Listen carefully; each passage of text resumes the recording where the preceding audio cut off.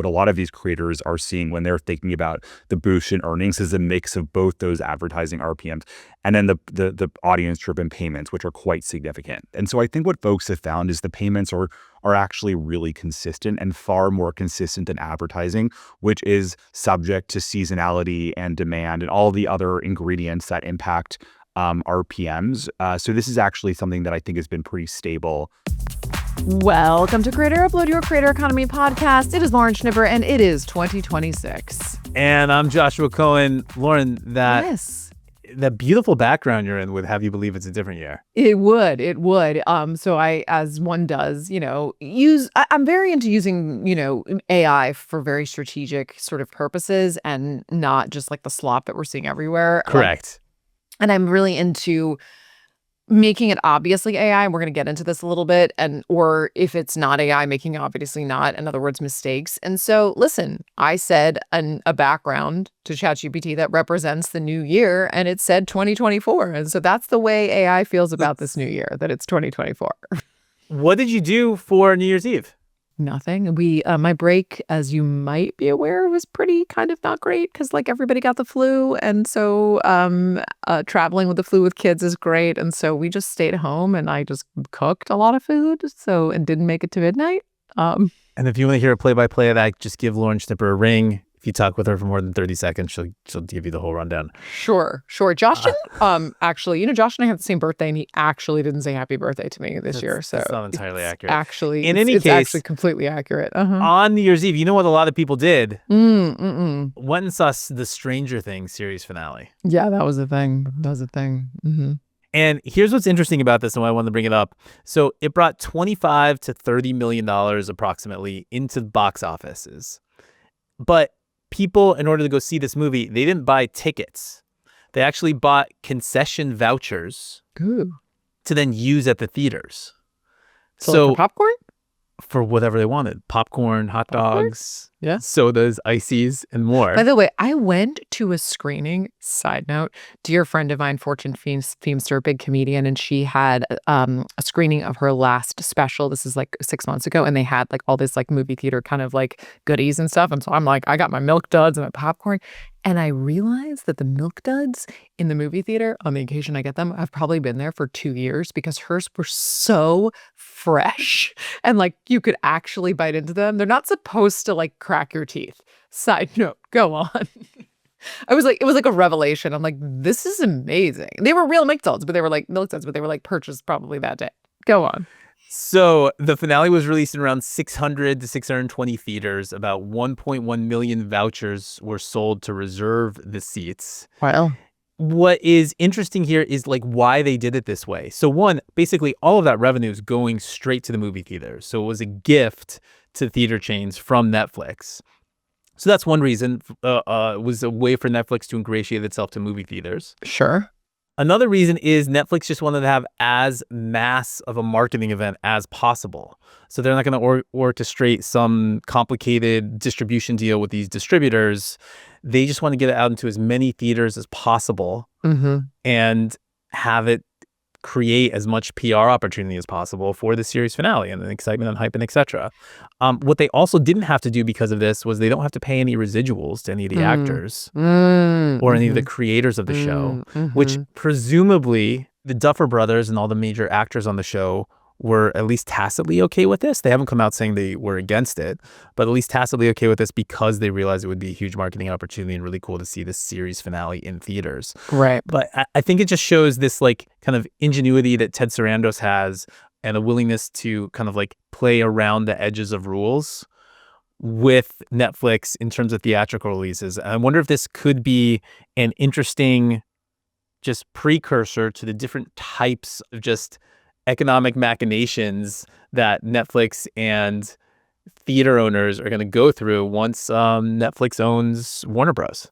Well, it's so funny because everybody has been circling this article from New York Magazine that's called All My Friends Are Leaving LA. And it was written by a woman named Lauren Bands, who's a TV writer who's still based in LA, but she was talking about all her friends leaving LA. And there's a scene in the sort of article that she wrote where she's in a coffee shop in Larchmont, which is like kind of a bougie area in Los Angeles. And all of a sudden, this big giant black Escalade kind of parks illegally And out walks Ted Sarandos and like walks into the like coffee shop. And she was like, in the scene that she sets, it's not, I wouldn't go so far as it's like, it feels like a horror movie, but like, it just is like this, like Goliath has now walked in. And this is before they announced the merger, you know, with Warner Brothers. And like, just like how this person who is like changing everything and making like the numbers are staggering. Like the amount of writing jobs that are available is like next to nothing relative to the amount available writers. Like she was talking about how in, you know, pre the strike, it was like, you know, be alive in 2025. Everybody thought 2025 would be the year that things would get better, and it's honestly just gotten worse.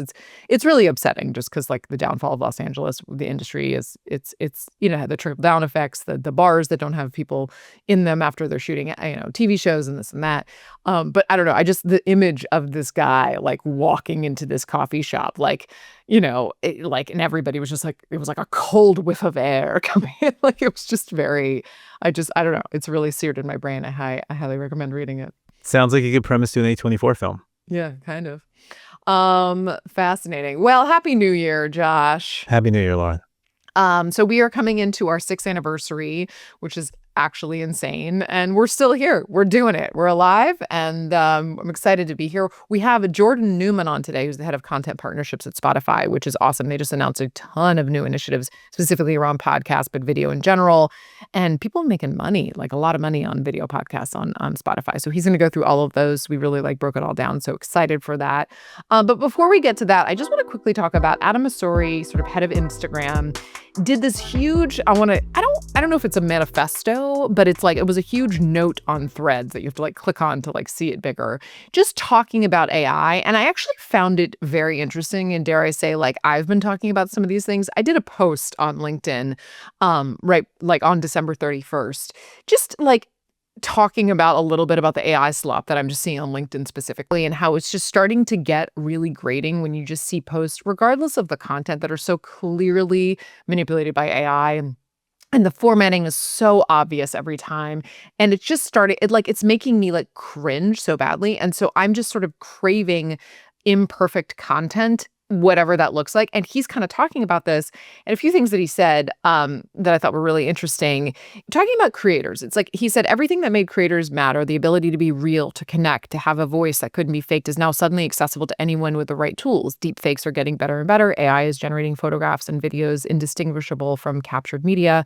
The feeds are starting to fill up with synthetic everything. And in that world, here's what I think happens. Creators matter more.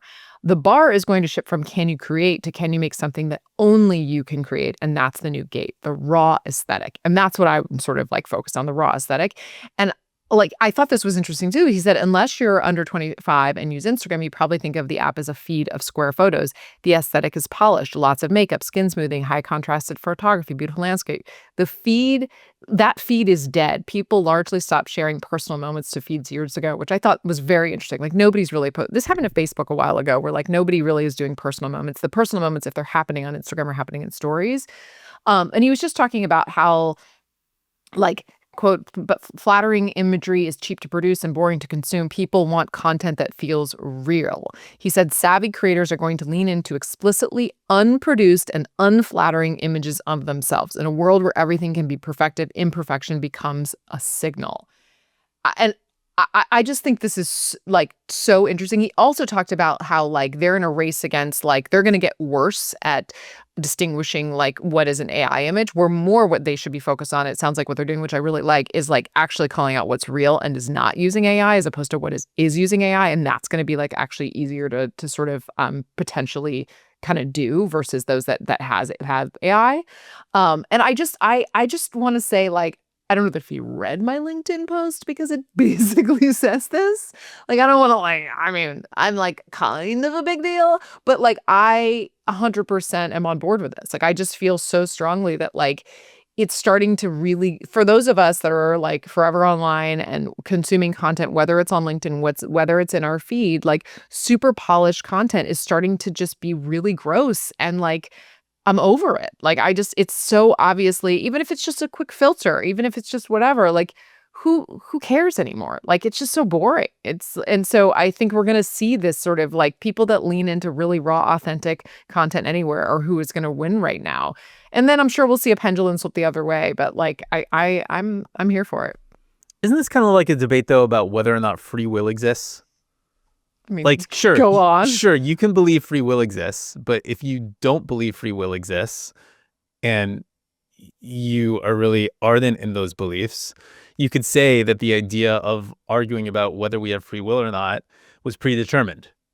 So I think that it relates to this AI debate because in the future, isn't the AI just going to be able to create unpolished images? Yeah.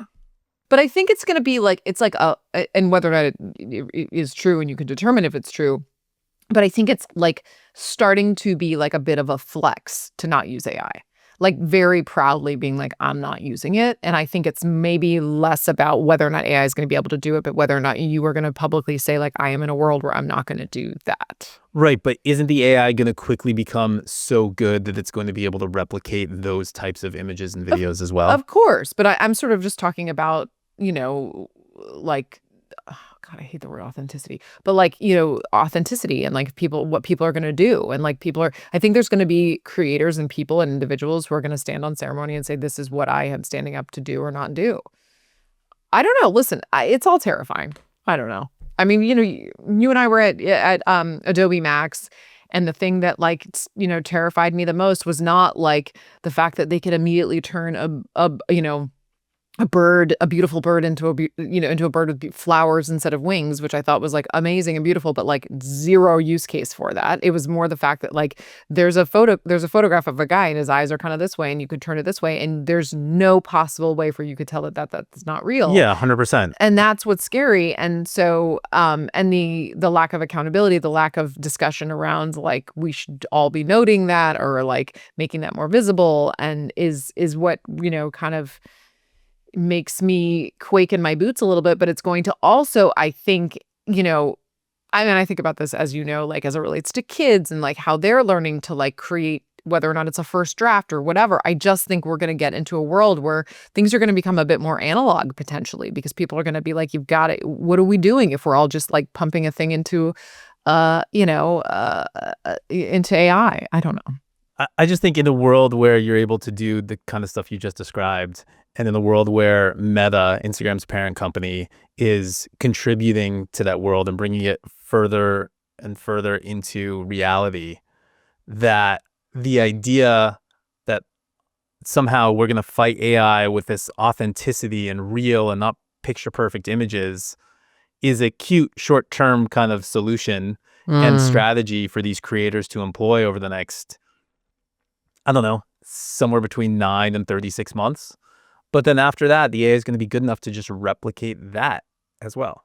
Oh, you're so depressing. Okay. And also what I thought was really interesting, our writer Sam Gittell pointed this out when he covered the story for TubeFilter. He said the Threads essay feels like Mosseri's version of President Dwight D. Eisenhower's farewell address from the White House, in which he famously warned Americans about the rising threat of the military-industrial complex. Like Mosseri, Eisenhower recognized that the system he helped build now posed a threat to his constituents. Wow. And how did that shake out for him? I mean, I think not so great. Yeah. Okay. Wah, wah. Welcome to 2026. All right. Next up, we've got Jordan Newman from Spotify. Jordan Newman, head of content partners at Spotify. Thank you so much for being on Creator Upload, first podcast of the year. Thank you guys so much for having me. I'm a longtime listener and viewer, so really excited to be here. Well, as most people know, we only have major fans on the podcast, so you have passed the test. Thank you so much. Fair enough. So let's get into it. Spotify just basically this week has announced tons of updates to your partner program, which was launched last year to help creators build sustainable businesses by unlocking multiple revenue streams. What 1 year in, new announcements? Tell us what's new. Yeah, so we actually announced a bunch of things, so I can just run through some of the most Please. exciting things. Yeah. The first one is we announced expanded eligibility for the Spotify Partner Program. And so we essentially lowered the threshold across all dimensions, making it a lot easier for creators to join our partner program earlier in their journey. And I think it's probably worth just mentioning for a moment what's included in our partner program, because it's only a year old and not everyone is super familiar with it. Mm-hmm. But basically, the way it works, and some of it will be pretty familiar, but the way it works is that it offers creators multiple revenue streams. It includes ad monetization on Spotify free and other podcast platforms. And for video podcasts, it includes audience-driven payments from Spotify video engagement. And so the way it works is that when a Spotify premium subscriber is watching your show, they'll enjoy that experience uninterrupted by dynamic ads. And for the creators, instead of earning ad revenue, you'll earn based on how much your fans are watching. So you get those two revenue streams, one based on advertising, one based purely on consumption, which creates a really sort of wonderful way to earn on Spotify and beyond. So the announcement was really expanding this program to more and more creators, which we're really excited about. Couple other announcements too, but I'll pause there in case you have any questions. Yeah, no, I do. I have questions. So a couple things. So, so can you explain exactly what the eligibility thresholds are, and why did you decide to sort of open it? Was it more just because you've like a year in, you kind of know it works better, or is it like the demand? Like, I'm curious, like, did you just need more content to fill with ads? Like, where that sort of impetus came from? No, I think for us, the program's been really successful. We've had a bunch of folks engaging. And, I think what's interesting is we launched this program, and in the time that it's been around, we've seen video consumption on Spotify double. And so it's really clear that this is providing an incentive for creators to put their video on Spotify, distribute it, and earn a living. And so it's sort of a win-win in that creators earn more money, we get more content, and our audience is able to enjoy the content uninterrupted by dynamic ads if they're premium subscribers. And so there's been a lot of demand. We've also spent the last year rolling out the program in more markets as well. Right. So we most recently rolled it out in the Nordics. And so we feel like now is actually the time that it's rolled out, pretty broadly to start pulling back and allowing even more creators to join. So the eligibility criteria include it's basically you have to have 1,000 engaged audience members, 2,000 hours consumed over the past 30 days, and then 3 episodes all time. And it represents a pretty big step change in the thresholds that were there previously. So we expect thousands and thousands of more creators will now be eligible, which is something I'm really excited about for sure. And I should also say we've been hearing from a lot of creators that they want to join the program, but that the eligibility criteria is high, which I think is fair feedback. And so hoping that this allows more people to join in. And then, so I'm always curious, and I sort of understand it, but like in terms of the folks that are making money based on just time spent, how do you quantify that? Like, I mean, obviously time spent is thing, but like, it's not, is as kind of, cut and dry as like AdSense and when ads are in there. So what does that look like? Yeah, I mean, the two revenue streams. The first is going to be relatively straightforward and familiar, which is advertising. And that's really just a function of how many ad locations are you inserting, and maybe even like, what is your audience makeup? In those situations, Spotify is serving the ads on your show. And, I think that's relatively straightforward.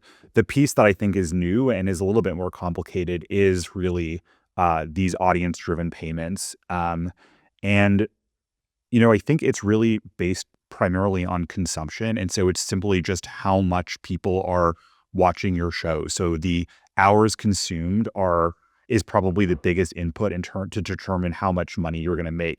And I should also say the payout rate is higher than what you would make from advertising as well. So you will see more coming in than you would previously with advertising.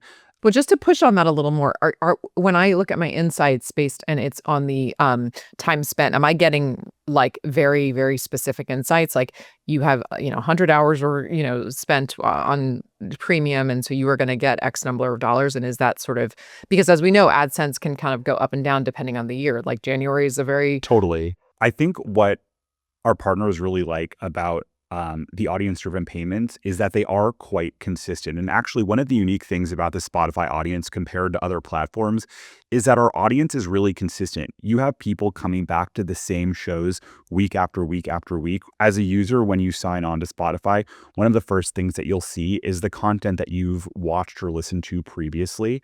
And while we are focused on discovery, we're also focused on engagement. And so I think as creators, what they often see is actually a very stable audience on Spotify compared to some other platforms. And so when it comes to these audience-driven payments, it's based on watch time. And that time, the time spent, is actually quite consistent. And I should say it's based on total consumption time. So that might mean that the user is foregrounding the app, or it might mean they're backgrounding the app and still just listening. So long as you've uploaded a video file, you're still getting those payments. And so I think what folks have found is the payments are actually really consistent and far more consistent than advertising, which is subject to seasonality and demand and all the other ingredients that impact RPMs.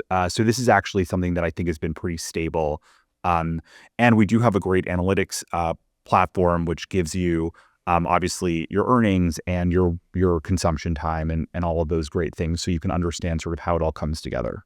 Great. And then, okay, so finish the updates. I know Josh has a lot of questions. In addition to expanding the eligibility for the partner program, we also announced that we're going to be launching in April new sponsorship tools for video creators. And really what we're trying to do here is solve this pain point, which is that a lot of video creators are including baked-in sponsorships from brands in their video podcasts. And those tend to live in the content forever because it's incredibly annoying to have to go into that episode, strip that baked-in ad, and replace it with another sponsorship or remove the sponsorship entirely. And so what we're doing is launching a tool that will allow you to easily remove, replace, or schedule baked-in sponsorships in video podcasts, as well as the means to measure them more effectively. So this is something that we've been getting a lot of questions from our creators, and we believe it's really going to help them on the monetization side. That's huge. That's huge. And then the next thing we announced is something we're really excited about, which is a new Spotify distribution API for video, which sounds really technical, but I promise it's actually super impactful. And really what we're trying to solve for is that for a lot of creators that are hosted on non-Spotify platforms, it's been really hard for them to get their video onto Spotify. Right. And so what we've done is announced this API and a number of launch partners, including Acast, Audioboom, Libsyn, Omni, Podigy, some of the biggest hosting platforms in the podcast space, and basically saying that we're going to work together to allow the creators hosted on those platforms to not just distribute their video on Spotify, but also to monetize using sort of all of our monetization tooling. I find this so interesting. That's like, I think that's huge. I don't think people really understand, like, you couldn't get really video on Spotify via podcast unless you use the Spotify hosting, which is not to say that it's bad, but it's like, it's not nothing to switch hosting. Like, it's not nothing. And I also nothing. I also think it's just very, I've sort of followed this, Spotify podcasting journey from like kind of day one. I've known people that work there for a long time, and it's just so interesting to see. I really appreciate how you guys have evolved from effectively these exclusive deals must only produce and distribute via Spotify to like this more partnerships model. And, it's really kind of a 180 if you look at the way you guys first initiated like big podcast initiatives. And so I find it, I appreciate it because it's fairly quickly that you guys have pivoted. Yeah, look, I mean, I think, this is really a move to try and move the industry together towards the future that we see unfolding, which is that our consumers are increasingly demanding video with their podcasts, not with all of their podcasts, but certainly with the ones where the creative supports it. And so, we see this as an important move for an industry that was historically based on a distribution format, the RSS feed, that made these kinds of things really challenging. And so we sort of see this as like a big step in terms of modernization that we're really excited about. And it's been really wonderful to see all the launch partners that have come on board. I think it speaks to the fact that the industry was really ready for something like this, and folks are really excited about it. Yeah. All right. I know. Do you have any more? Because I know Josh has just one more. Okay, one more. Sorry. We also this one's a little bit smaller, but we announced the opening of Spotify Sycamore Studios, which is our new studio space in Los Angeles, in West Hollywood, which will be the home for the Ringer podcast, but also for creators that we work with who need a space to record their shows. And I think the interesting thing here is, the whole move to video is relatively new. We're talking about the last couple of years. And so a lot of the podcast studios out there weren't actually built with video in mind from the ground up. It's been a lot of retrofitting audio studios for video. This one is not that. This was very much video from the ground up. And so we're super excited to sort of have this creative space that we think will allow video creators to experiment and try new things. I think we're just sort of starting to see move beyond sort of a talking head format for a lot of these podcasts. So excited to see that. Awesome. All right, Josh, That's go. it. Those are the things. Love it.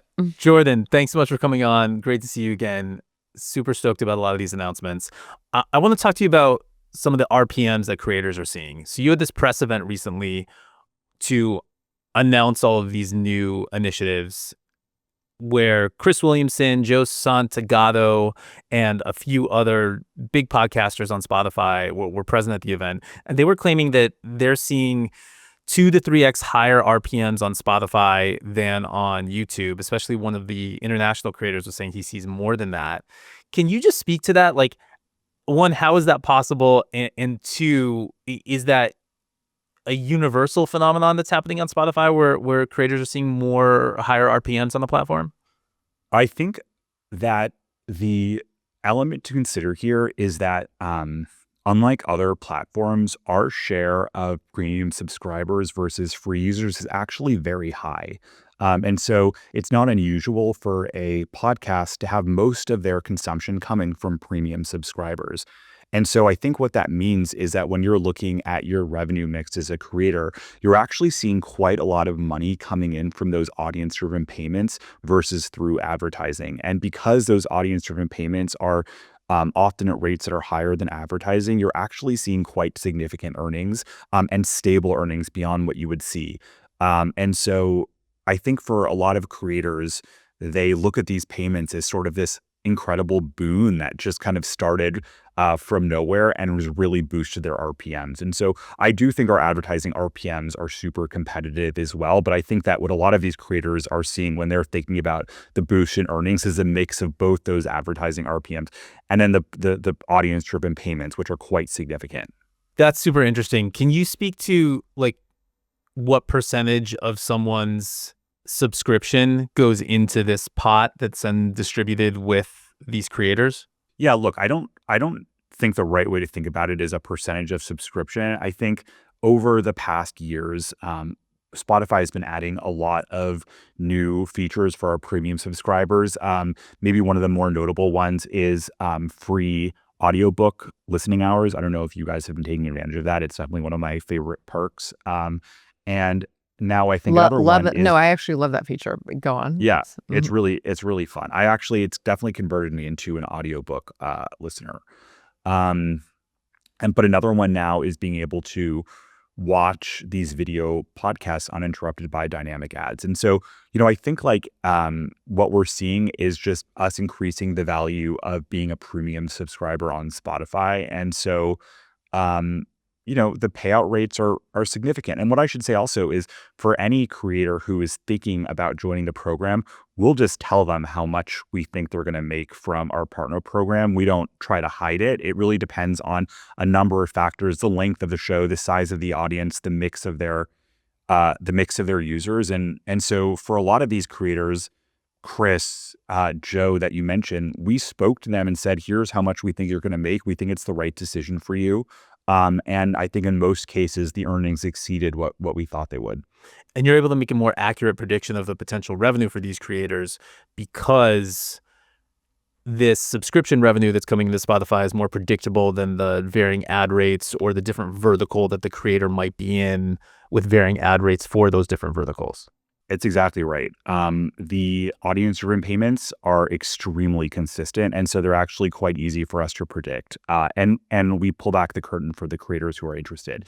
And the advertising revenue is somewhat predictable as well. I think we kind of know sort of what our ad ecosystem looks like. And I should also say that for major publishers who are in the program and who are monetizing, we've also in the past year announced and launched a number of improvements on the advertising side, various programmatic setups, private marketplace improvements, things that are all coming, in later this year. And so even on the advertising side as well, I actually think there's quite a lot to talk about for sort of the more advanced partners as well.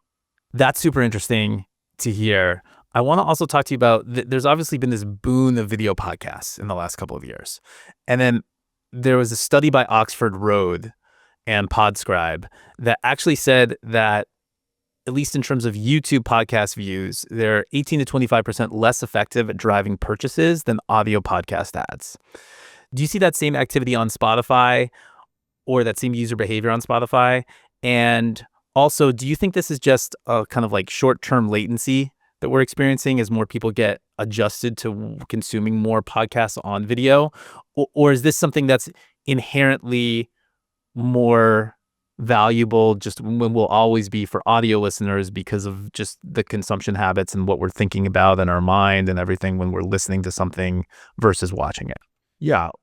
I should also say maybe at the front, like, there are a bunch of podcasts that are audio only that should stay audio only, that are wonderful. And there's something magical about an audio only experience where you have a creator's voice in your ear. There's something super unique about that. And so if you're an audio only podcast, like, that's fantastic. And I think there's a bunch of wonderful things that we can do to support audio content on Spotify. But I do think for the right creative, adding a video dimension allows for an incremental way to connect with your audience. And so, I believe that that connection is valuable, certainly from an audience perspective, but also from an advertising perspective as well. I think sight, sound, and motion tend to be more valuable than simply sound when it comes to advertising. And so, I think what the addition of video does is it certainly adds a new dimension, but I think it also opens up new opportunities for new advertisers to join in as well. Advertisers that maybe previously were skeptical about audio, or if they were spending on audio, it came from some experimental budget. Whereas now with the addition of video, we can actually tap into bigger budgets, bigger advertisers. And so, I think it's hard to compare audio advertising to video advertising because you're comparing a different advertising base and different formats. But I think on balance, it feels to me like if I were an advertiser, I would very much welcome the video component. Now, that said, I do think there's still a lot that needs to happen on the video side to make it more compelling for these big brands. And I think a lot of the things that we're announcing through these sponsorship tooling, the ability to remove those sponsorships after a certain amount of time, the ability to better measure them, I think will show that these are actually quite valuable placements for brands. And I think we'll sort of see the industry catch up in terms of being able to better measure the impact of these quick sponsorships. follow-up to that. Like, historically, for a very, very long time, podcasts were just measured via downloads, not streams. And of course, Spotify is really about streams. Yes. So are we officially post the download era? I think I think the industry has a bit of a currency problem. And the currency problem is the result of distributing your podcast on different platforms that have different currencies, and being able to roll them up is really challenging for every hosting platform. And so if you're, if someone's listening to your podcast on Apple, there's still a lot of download data that is coming with that. If they're on Spotify, we're looking at streams. I think from our perspective, we feel like streams and plays, which is sort of the metric of choice at Spotify, is really the right way to measure this. It's simply based on people who are listening or watching your podcast with sort of the right thresholds in place to ensure that they're actually engaged. And we think it's better than sort of a download ecosystem where it's hard to verify that someone actually listened to your show and stuck around for the right amount of time. So I think what I'm hearing is we're moving in the right direction. We're not officially post download right now, is what I'm hearing. No, we're not. Okay. I think we are on Spotify, but we're not in the industry. Industry-wide, though, I mean. And I think one of the wonderful things about the podcast space is that you can distribute your show in a lot of places, which is so unique compared to other media formats. But I think definitely one of the downsides of that is, as a creator or a publisher or sort of a salesperson, you have to figure out how to roll up all of the different platforms into something that you can package for an advertiser. And that's challenging, or even as a creator to understand your analytics. So I think this is something, I think over the next year, you'll see us focus a lot on analytics, but also insights, which is like, how do we make sense of all of the data that is coming in and actually empower creators to use that data for various purposes, whether it's growing their audience, better monetizing their audience. So hopefully trying to make it a lot easier. Jordan, just one more question for you. Are you going to the Golden Globes? I wish. I don't think I'm going to the Golden Globes. Josh, why are you asking that question, Josh? Why is it relevant? Do you want to come to the Golden Globes? Should we go together? Yes. Let's do it. I once went to, this is a good story. I had a neighbor when I first moved to LA that covered all the parties for Variety, and he brought me to the Golden Globes like after parties one year. Oh my God. It was like, I mean, I'm aging myself, but it was probably like 2009. It was awesome. Like, there were no cameras, there was no phones. I'm next to Elizabeth Banks trying to sneak into a party. So cool. It was great. It was great. I mean, John listen, Voight and I were looking for food. I swear, these are all, yes, he wants to go. I want to go. I think it's amazing that there's a podcast category for the very first time. So it's cool. just like, it really does speak to where this format is right now. But it also, like, I'm really excited to sort of see how they handle it, because podcasts, there's something sort of like so not glamorous about this medium. It's so authentic and raw compared to TV and film. So I think it's going to be a really interesting. Well, and it's also interesting because it's like TV and film. You've got crime, you've got docu, you've got our shtick. So and they're lumping them all into one bucket, if I'm not mistaken. And so they are. Ultimately, they might have to categorize that, which is going to lead to a whole other situation. But in the meantime, get these people out of the basement or the attic. Totally. Put on a tux, walk the red carpet. I'm excited to see it. I think it'll be a lot of fun. I'll be at home. Amazing. All right, TV. Jordan, thank you so much for joining. We're very excited to see all these updates come to fruition, and we'll have you on again to talk about next year's big updates. Thanks, Jordan. This was great. Thanks for having me, guys. Thank you so much, Jordan. That was awesome. I'm really excited to see how this all kind of shakes out and when everything gets rolled out. Yeah, I really love that convo. Jordan's fantastic. And, Lauren, who do you think is going to win the Golden Globes? There's Armchair Expert with Dax Shepard, Caller Daddy, Good Hang with Amy Poehler, the Mel Robbins podcast, Smartless, and NPR's Up First. I think that it is between Good Hang and Mel Robbins. Good Hang with Amy Poehler is so good. Good Hang with Amy Poehler is so good. I kind of love that it's going to beat Smartless, because she famously was married to Will Arnett. Not that they have a contentious thing. They're fine. Everybody relax. I'm sure they've said it publicly, but whatever. I feel like Smartless is kind of like it's a little post-Smartless world, and Good Hang is just that. It's funny because I think listening to podcasts, like watching podcasts, is kind of insane. Like, I'm like, what am I, a monster? I love watching Good Hang because Amy is just her giggling and the little moments she has with guests. It's so funny. Like, she's truly a good hang. Like, I want to just be in the room and just giggling with her. It's so good. So I think she has a fight. I think she's huge. But I think Mel Robbins, I mean, she's sold because I listened to her on some interview. She sold 9 million copies of that book. No, it's not going to be anybody who's not in Hollywood. Yeah, so I think it's between Mel Robbins and Amy Poehler. That's my gut. Yeah, I would say Amy Poehler and Smartless. Yeah, just Hollywood people like to reward Hollywood people for doing. I know, Hollywood but things. I think that if it's between Smartless and Good Hang, it's Good Hang. I think that Mel Robbins could just come out of the woodwork and beat all of them, because secretly everybody's reading what is it? Not lean in. Let's go. Let them. Let them lean in and let's go. 2026. It's pretty funny. Oh God, I love it. Okay. I really enjoyed that. The Mel Robbins podcast by Lauren Schnipper. Let's go.